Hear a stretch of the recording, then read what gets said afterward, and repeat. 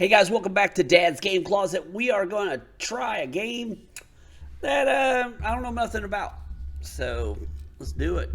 This one's called Cards and Tankards. I assume it's a card game, maybe a medieval card game. I don't know.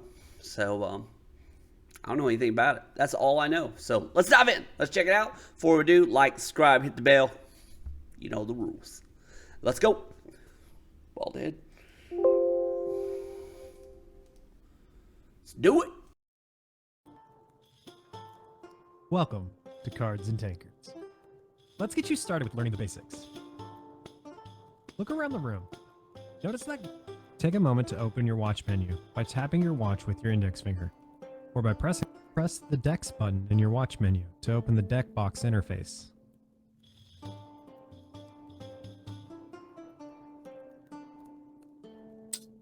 Use your controller's grip function to grab place the tutorial deck box into the Play Tutorial deck holder. At the beginning of a battle, you can choose to redraw your starting hand with one less card.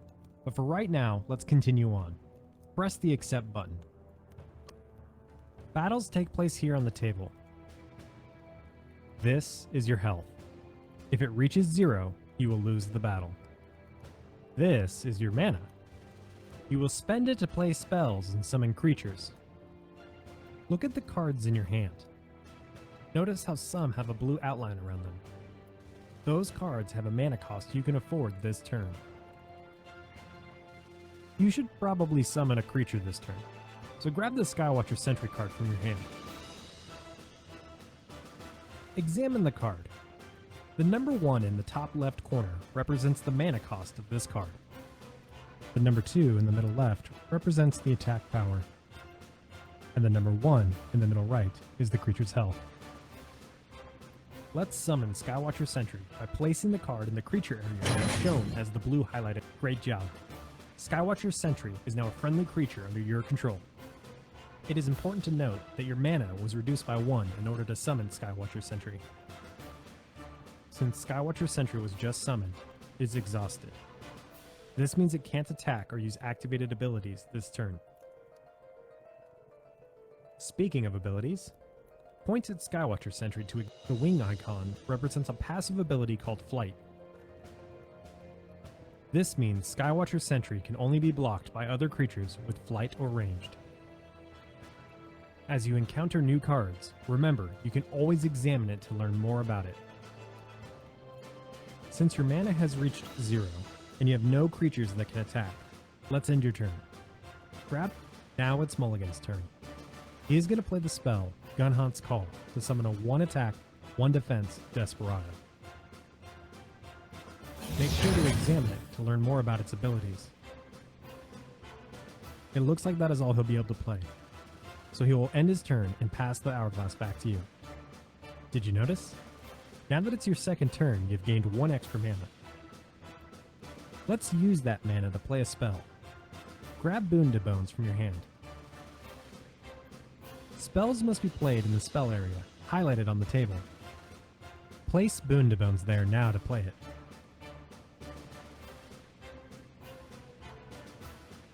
Boon to Bones requires you discard a card from your hand. Let's discard Garanin Trading Prince. In order to discard Garanin Trading Prince, nicely done. Boons to Bones will now summon a Bone Amalgamate and draw the top card from your deck. Notice that your Skywatcher Sentry is no longer exhausted. Let's attack with it this turn. To declare an attack, push Skywatcher Sentry forward into the battle area.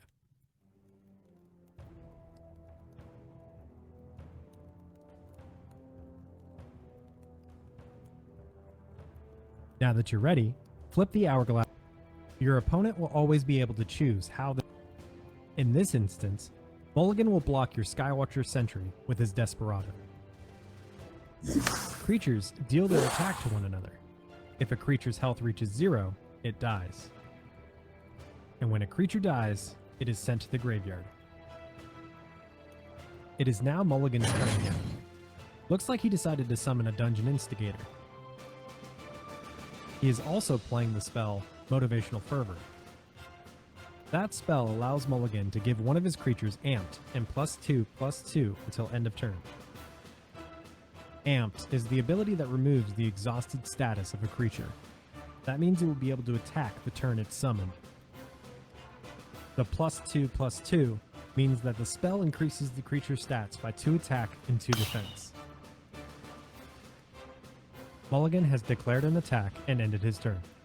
Notice how the hourglass is now on your side again, but it has a shield icon on top. The shield icon signifies that this is your turn to block. Notice the yellow ring around Dungeon Instigator. This indicates that a creature will deal direct damage if left unblocked. Use your controller's grip button to grab your Bone Amalgamate and place it in the blue ring in front of Dungeon Instigator to block the attack. Perfect. The yellow ring around Dungeon Instigator has disappeared. Unfortunately, the Bone Amalgamate died because it took 4 damage from Dungeon Instigator. There's nothing else you can do right now, so flip over the hourglass to start your... The hourglass remained on your side of the table, but the icon on top has changed to an axe. The axe icon indicates that it is now your main turn. Do me a favor. Point your hand at the graveyard located on your left. And oh look! Remember last turn how you discarded Garanin Trading Prince? You have a spell in your hand that can bring him back. Close the graveyard by swiping it away. Play the spell Necromancy to summon Garanin Trading Prince from your graveyard. Select Garanin Trading Prince by grabbing it. Great work! Garanin has some really unique abilities. Remember, you can examine it, otherwise there is nothing more to do, so flip the hourglass to end your turn.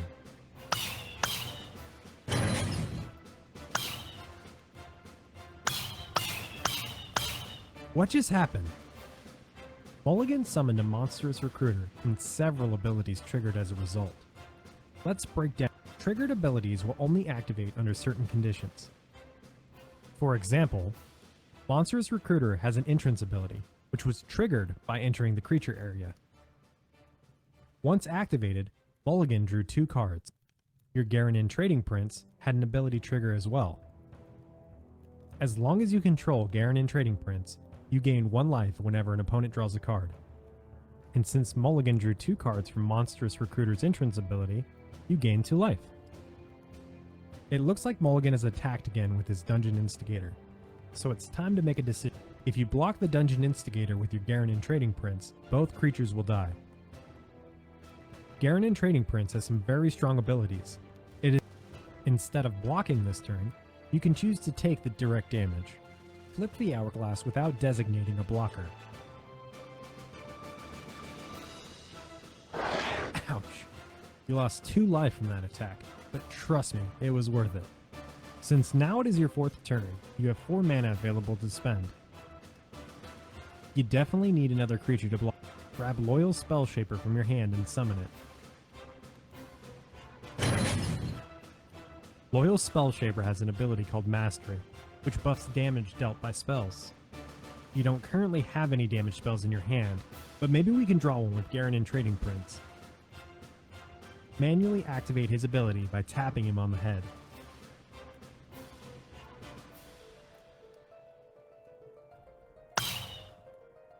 Would you look at that? You drew a Dark Matter Blast. That is exactly what you needed. If you look at Dark Matter Blast, you will notice the damage value is green. That is because the Mastery ability from your Loyal Spellshaper buffs your first damage spell each turn. Since Loyal Spellshaper has Mastery 2, Dark Matter Blast increased from deal 3 damage to deal 5 damage. Play Dark Matter Blast to spend the rest of your available mana this turn. When playing a damage spell, you will likely need to choose a target. Anything highlighted with a blue ring is a possible target for Dark Matter Blast. Be careful though, you can accidentally target yourself. You can either tap a target directly, or point at it and pull the trigger to select. Target Mulligan's life points to deal 5 direct damage.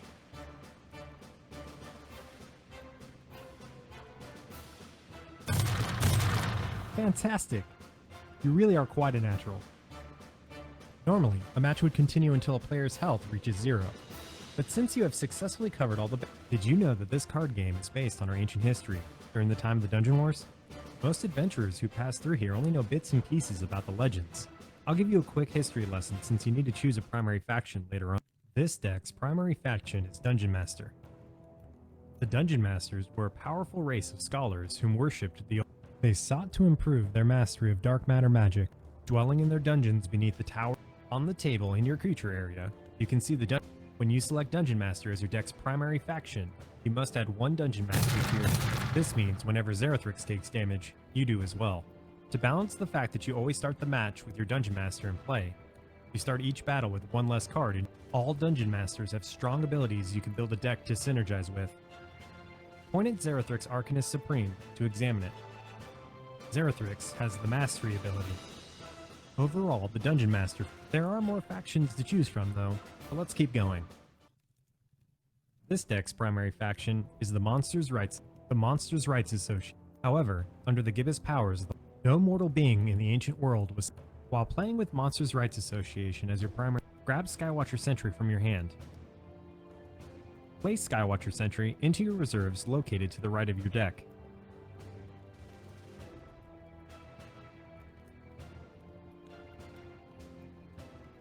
When you put a creature into your reserves, you gain 1 additional mana that turn.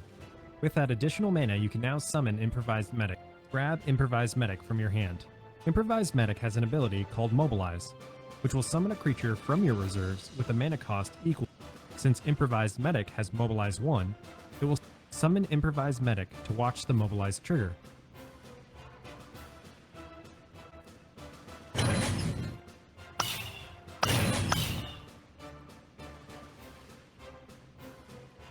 Overall, the Monsters' Rights Association is a creature-heavy faction. Keep this in mind as you explore the other factions. This deck's primary faction is the Plundering. The hearts of men are. Despite this fact, imbued by the god of greed's temptation, the greediest thieves and mercenaries of the Plundering Guild often risk their lives for the ultimate payout. Alright guys, that was Cards and Tankards, and I'm not into card games. I just really I do like poker, but that's not the same thing. This could be interesting if you're into that kind of stuff. The card game, like you battle it out. I know my kids played Pokemon when they were younger, and Magic came out, and so I kind of feel like this is kind of like that, like the Magic card game gatherings and stuff. I don't know anything about that stuff, so if I'm messing that up, apologize. But yeah, I mean, this is one of those ones that could get like a double rating. Like for me, this is like a 3 out of 10. I'm not interested in it. I wouldn't play. But if you like card games like this could actually be a really good one, and I'd probably give it an 8 or 9 out of 10. It's just playing on if you're interested into it. So that's about it, man. That was for me is not very interesting. But if you like cards and tankards, that might be a good fun game. I can see where you can battle it out with the cards and everything. It did have a lot of Magic and Yu-Gi-Oh card thought to it. I don't remember if they fought with Yu-Gi-Oh. I think they did. I assume they did. My kids just collected them. So anyway. All right, guys. Cards and Tankers. Dad's out. See you on the next one.